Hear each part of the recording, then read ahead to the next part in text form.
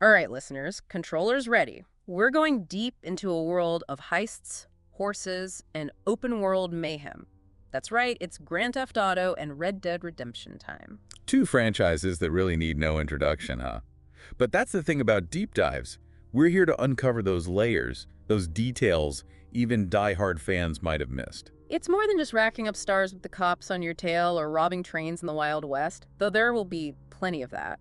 We're talking about how these Rockstar games became cultural icons. The good, the bad, the downright controversial. Because let's be honest, these games get people talking. And I'm not just talking about water cooler talk, I mean debates about violence in games, artistic merit, the whole shebang. And you, our amazing listeners, you wanted the full download. So, buckle up. We're going back to where it all began. And trust me, it's a wilder ride than a five-star chase through Los Santos. Oh, absolutely. Now, when we talk origins, we got to rewind all the way back to 1997, the original Grand Theft Auto. Can you believe that's almost 30 years ago? Seriously. I mean, I was around, but I definitely wasn't rocking a PS1 back then. What was that first game even like? I always picture those sprawling cities, the insane detail. I bet. It's funny, right? Because that image you have, yeah, that's GTA now, but back in 97, get this.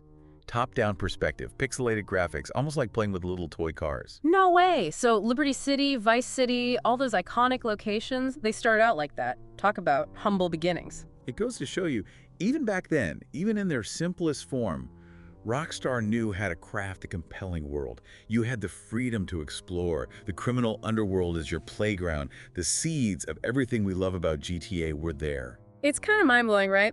Those little pixelated cars were the ancestors of some of gaming's most infamous anti-heroes. It's true. And you know what's really interesting? Back then, the limitations of the technology actually worked in the game's favor. The violence, for example, it was definitely there, but those pixelated graphics provided a kind of buffer. I can see that. It's like watching a cartoon fight versus a live-action brawl. The stakes just feel different. Exactly. Yeah. But as you know, technology doesn't stand still. And in 2001, everything changed when Grand Theft Auto III exploded onto the scene. Okay, now that is a GTA, I remember. Wasn't that the one where they got Ray Liotta to do the voice acting? The one and only.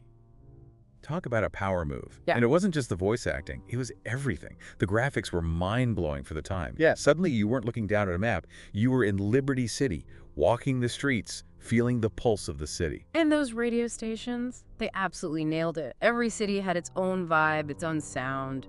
Genius. Rockstar really upped their game with GTA 3, and I think it's safe to say they changed gaming forever. Yep. But they also set the stage for a whole new level of scrutiny. Because with great freedom comes great Yeah. controversy. And GTA, well, they practically wrote the book on it. It's like Rockstar took all the things that made GTA 3 groundbreaking, that gritty realism, that in-your-face attitude, and somehow amplified it, which for some people was a little too much. Right. It's the early 2000s, the idea of a game where you could carjack anyone, walk into a strip club, it was pretty wild for the time. And it wasn't just that it was in the game, it was how GTA presented it. Like, these were just things you did in this world, no judgment.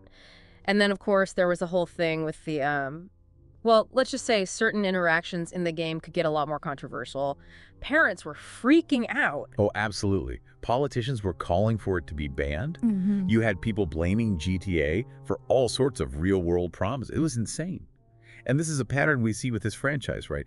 Each time Rockstar releases a new GTA, it's like they crank up the dial just a little bit more, push the boundaries just a little bit further. And each time, the world loses its mind. Exactly. With Vice City, it was the whole controversy around the Haitian gang mission. People were accusing Rockstar of inciting violence and racism, protest lawsuits, the whole nine yards. It's wild, right? Because we're talking about a fictional world here, not a documentary. Right. But I think that's what makes GTA so fascinating. It holds up a mirror to society, and sometimes what we see reflected back at us isn't pretty. And then, of course, no conversation about GTA controversy would be complete without mentioning San Andreas and the whole hot coffee debacle. Oh man, hot coffee, that was a whole other level. Suddenly, everyone was an expert on video game code. For those who don't remember, or maybe blocked it out basically, there was this hidden content in the game, this mini-game, that Rockstar didn't intend for anyone to see. Hidden, but not that hidden, apparently. Well, word got out, and let's just say it was a tad more scandalous than your average side quest. The media had a field day. Politicians were calling for investigations. The ESRB had to re-rate the game. It was chaos. Looking back, it's kind of amazing how much that one little mini game, which most people probably never even found, managed to shake things up. It really speaks to the power of video games, right? I Yeah. mean, this wasn't just some niche hobby anymore. GTA was mainstream, and people were scared of what that meant. It was like GTA forced everyone to have this conversation. Are video games art? Do they deserve the same creative freedom as movies and books? Or are they just mindless entertainment that needs to be controlled? And it's a conversation that's still going on today, even though the hot coffee scandal feels like ancient history at this point. Mm-hmm. But while all this was happening, while GTA was busy becoming public enemy #1, Rockstar was quietly cooking up something completely different. Oh, yeah. Something a little less controversial, maybe? Well, that's the thing. On the surface, it seemed like a world away from the grit and grime of GTA. They swapped out the mean streets for dusty trails, traded in the sports cars for horses, but under the surface, it still had that Rockstar DNA. You're talking about Red Dead Redemption, taking us back to the Wild West. Okay, now I'm intrigued. Tell me more. Okay, so we've gone from joyriding in Liberty City to stirring up controversy in Vice City, but now we're saddling up and heading into the sunset with Red Dead Redemption. What's fascinating about Red Dead is how it takes that Rockstar formula, the open world freedom, the cinematic storytelling, and transports it to a completely different setting, a whole new era. Right, it's like at first glance you've got your classic Western tropes, outlaws, shootouts, dusty saloons, but then you start digging deeper and you realize there's so much more going on. Rockstar's really good at that, using a familiar setting to explore deeper themes. And Red Dead Redemption doesn't pull any punches. We're talking about the decline of the Wild West, the weight of your past, the struggle for redemption. Yeah. Heavy stuff. And they managed to do it all while still delivering that signature GTA gameplay experience. Absolutely. You still have that freedom to explore this vast, meticulously crafted world, cause mayhem if that's your thing, but there's also this incredible story pulling you through it all. And the main character, John Marston, he's a big part of what makes it work. He's this former outlaw trying to go straight, but his past just keeps coming back to haunt him. Right, he's a perfect example of a classic Rockstar protagonist. Flawed, complex, and trying to find his place in a world that's constantly changing around him. And the way the game lets you interact with that world, it's just seamless. One minute you're riding your horse across these sprawling plains, the sun setting in the distance, the next you're caught in the middle of a high-stakes bank robbery. And that's the beauty of it, right? Red Dead Redemption gives you all these tools, all these possibilities, and then it just lets you loose. And let's not forget that soundtrack.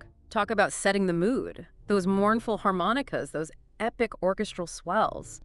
It's just perfect. Rockstar knows how to create an atmosphere, and with Red Dead Redemption, they absolutely nailed it. And the critics agreed. Awards shows, perfect scores, the game was a massive success. It proved that Rockstar wasn't just about pushing boundaries and stirring up controversy. They could also tell a damn good story. Which brings us to Red Dead Redemption 2.